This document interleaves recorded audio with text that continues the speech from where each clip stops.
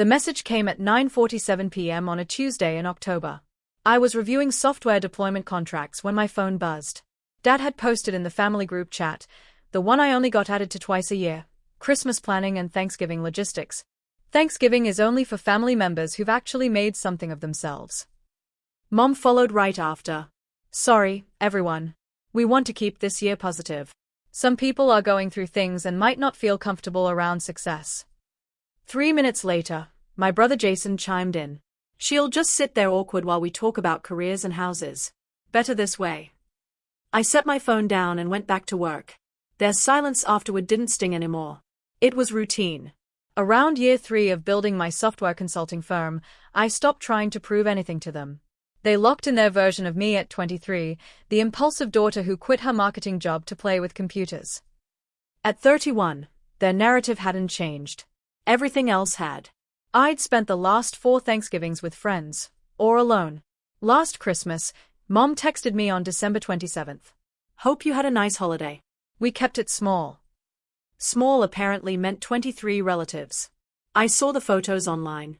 What they didn't know, what I never bothered to correct, was that my rough patch ended 6 years ago. My one-woman startup had grown into a 47-person firm with 3 offices. We'd signed 6 Fortune 500 clients. Last year, I paid myself $890,000. And 3 weeks earlier, I'd bought a $2.1 million beach house in Malibu. All cash. I didn't tell them. Why would I? They were attached to their story, the struggling daughter with a vague tech job, too embarrassed to show up to holidays. Only Aunt Carol ever asked real questions. She told me she was proud when I opened my first office. So when I hosted my housewarming party, I invited her without hesitation. 70 guests. Catered food. A bartender. November sunlight pouring through floor-to-ceiling windows overlooking the Pacific. Carol arrived at 2 p.m., clutching wine and staring. This is yours. Closed 3 weeks ago. She walked through every room like she needed proof it existed. On the deck, ocean stretching endlessly behind us, she asked, Does your mom know? No. Your dad? Nope. Jason? Definitely not. She sighed. They uninvited you from Thanksgiving.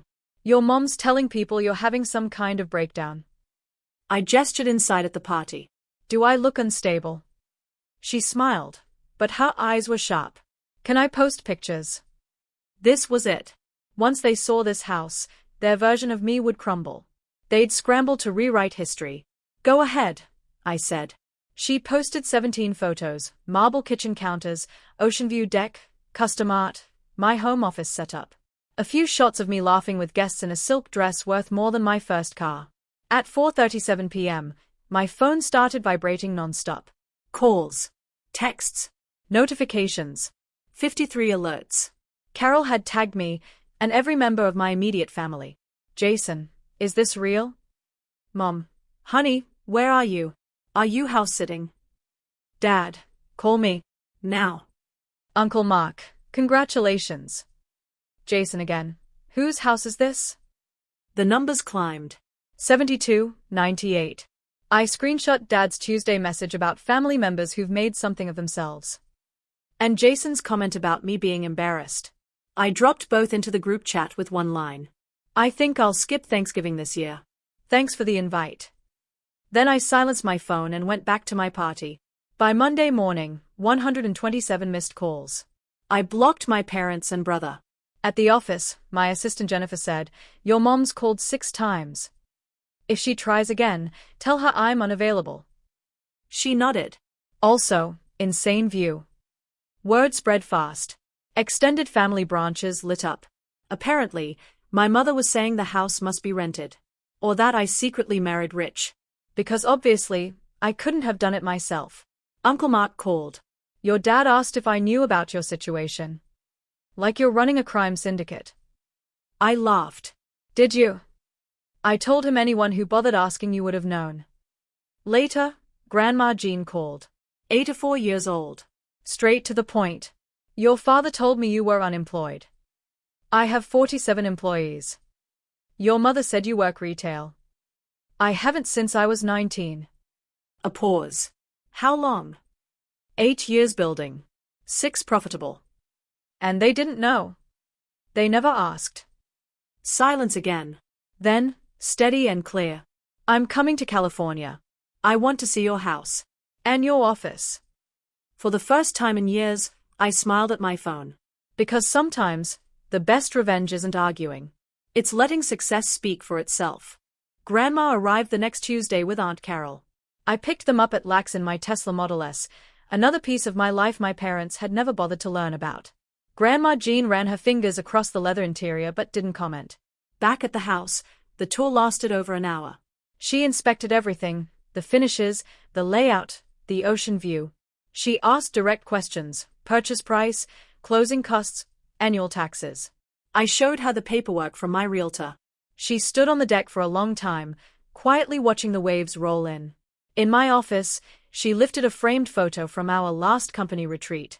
These are your employees. They are. What do you pay them?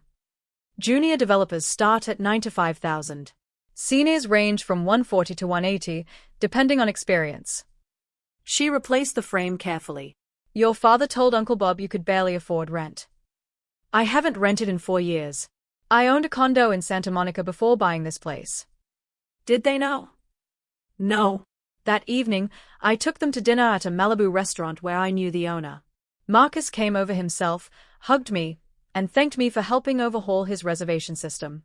Grandma observed the exchange without missing a detail. On the drive back to their hotel, she finally spoke. You didn't tell them. I stopped updating people who weren't listening. I replied evenly. That's not secrecy. That's acceptance. They are calling everyone. Your mother says it's all been a misunderstanding. There's no misunderstanding. They decided I was an embarrassment. They left me out. They told relatives I was going through something. That part's true. What's changed is that people now see the reality. From the back seat, Carol leaned forward. Your dad called me twice. He wanted to know why I posted those pictures. What did you say? That I was proud of you. He suggested you'd borrowed money or gotten in over your head. I told him I saw the closing documents. You paid cash. Grandma made a low sound in her throat. Your mother wants Thanksgiving reinstated. Claims you were always invited. I have the messages. I asked to see them. They'd already been deleted. Her voice turned cold. She forgets I'm not senile. The day before Thanksgiving, the calls escalated. My parents left voicemails that began with half-hearted apologies and ended in frustration. Why hadn't I told them? Why had I embarrassed them? How could I make them look foolish? Jason texted. Mom and Dad are losing it. Just call them. I didn't. At 7 a.m. on Thanksgiving morning, my phone rang again. I answered on the 10th ring. Finally, Mom snapped. We need to discuss this. There's nothing to discuss. Everyone thinks we excluded you.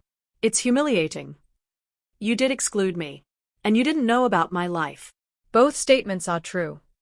That message was taken out of context. Thanksgiving is only for family members who've made something of themselves.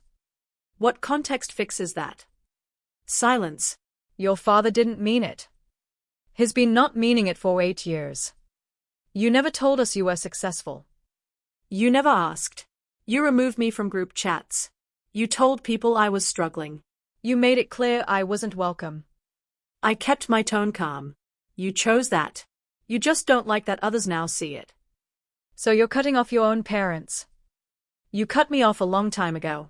I'm just acknowledging it.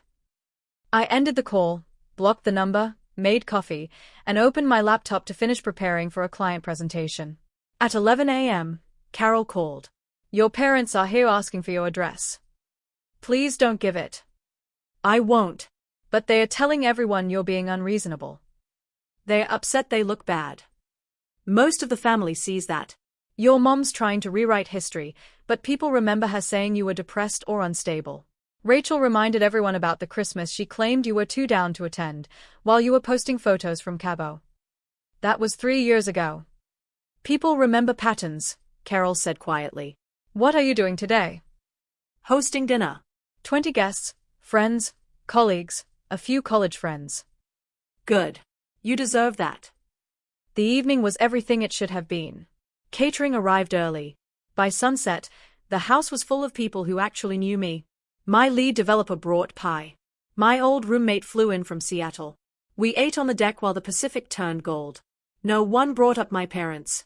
They understood enough not to. At 6, a text from an unknown number popped up. This is Mom. New phone. Happy Thanksgiving. We miss you. I stared at it. Not I'm sorry.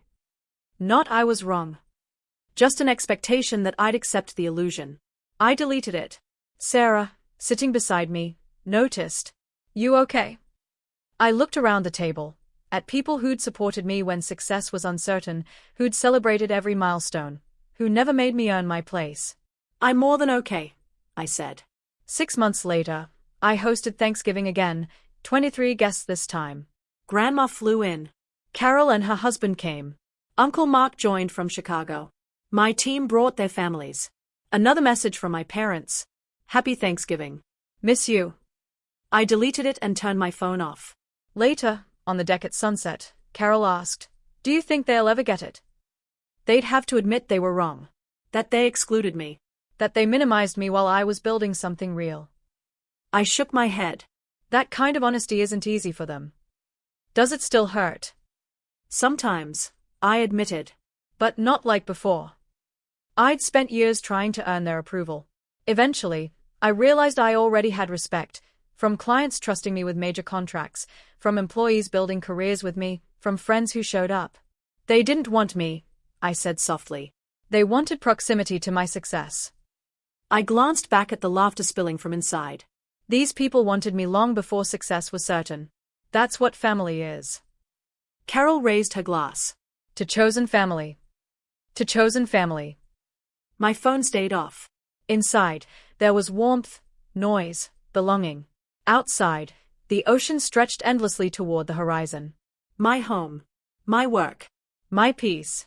They once said Thanksgiving was only for people who'd made something of themselves. I had.